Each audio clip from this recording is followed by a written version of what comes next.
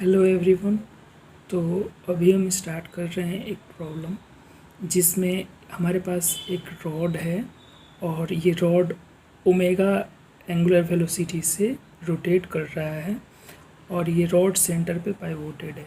इस रॉड पे एक चींटी है जो कि सेंटर की तरफ मूव कर रही है और एक time t is equals to 0 मतलब कि स्टार्टिंग में ये जो चींटी है वो सेंटर से d डिस्टेंस के दूरी पे बैठी हुई है।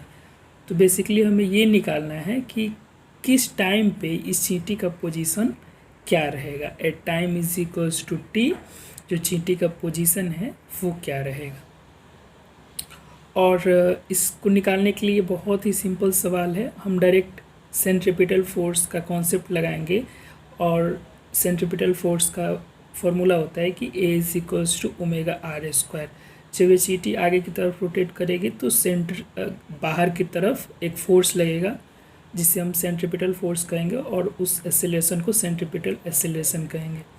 तो हम डायरेक्ट एक्सेलरेशन को d2r/dt स्क्वायर लिख सकते हैं जो कि डिफरेंशियल फॉर्म में एक्सेलरेशन का वैल्यू होता है और ओमेगा स्क्वायर से इक्वेट कर सकते हैं। ये हमारे पास एक सेकेंड ऑर्डर डिफरेंशियल इक्वेशन बन गया है और second order differential equation solve करना आना चाहिए आपको इस प्रॉब्लम को अटेम्प्ट करने से पहले, नहीं तो आप नहीं निकाल पाएंगे कि कैसे करते हैं। वैसे मैं कुछ स्टेप्स बता दूंगा कि सेकेंड ऑर्डर डिफरेंशियल इक्वेशन कैसे सॉल्व करते हैं।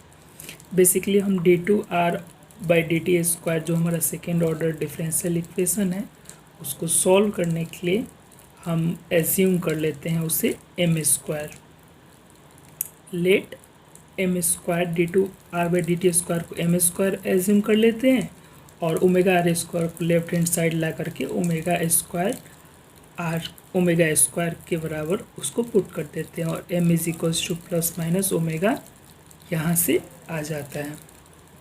तो हम लोग पोजीशन लिखने के लिए हमारे पास जो मेथड है वो है C1 जो कि एक कांस्टेंट है e power minus omega t और plus C2 e power omega t और at t is equals to 0 हमें पहले से गिवन है कि जो चींटी का डिस्टेंस है वो d डिस्टेंस दूर है इस सेंटर से। तो इस सेंटर से जो जिसे हम ओरिजिन भी बोले हुए हैं तो at t is equals to 0 ये कितने डिस्टेंस दूरी पे है, d डिस्टेंस के दूरी पे है। तो यहाँ से हमारा निकल के आ जाएगा कि C1 plus C2 is equals to d जिसे हम इक्वेशन 1 बोल देंगे। सिमिलरली हमारा जो चींटी है वो इस रॉड पे ही बैठी हुई है इसलिए उसका वेलोसिटी चेंज नहीं हो रहा है क्योंकि चींटी इधर उधर मूव नहीं कर रही है, वो रेस्ट पे है। तो इसलिए dr/dt 0 के बराबर है क्योंकि ये चींटी यहाँ से ना ही इधर की तरफ जा सकती है ना ही उधर की तरफ जा सकती है। मतलब कि रॉड से उड़ करके कहीं नहीं जा रही है, वो रॉड में ही कॉन्स्ट्रेंड है, उसी में ही उससे दूर वो नहीं जा सकती, वो रॉड से बाहर उड़ के नहीं जा सकते। इसलिए उसका वेलोसिटी dr/dt 0 के बराबर हम पुट कर सकते हैं और ए भी नहीं C1 C2 है जो कि कांस्टेंट है जिसे हमें r को डिफ्रेंशिएट करके ये एक्सप्रेशन मिला और यहाँ से C1 is equals to C2 हो जाएगा और RT is equals to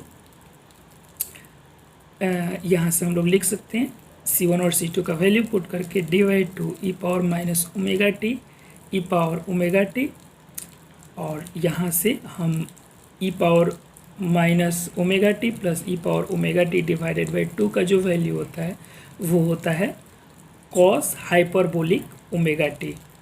cos hyperbolic omega T ये एक हाइपरबोलिक फंक्शन है जो कि एक्सपोनेंशियल को हम लोग हाइपरबोलिक के टर्म में रिप्रेजेंट करते हैं और ये हमारा जो एक्सप्रेशन है वो फाइनल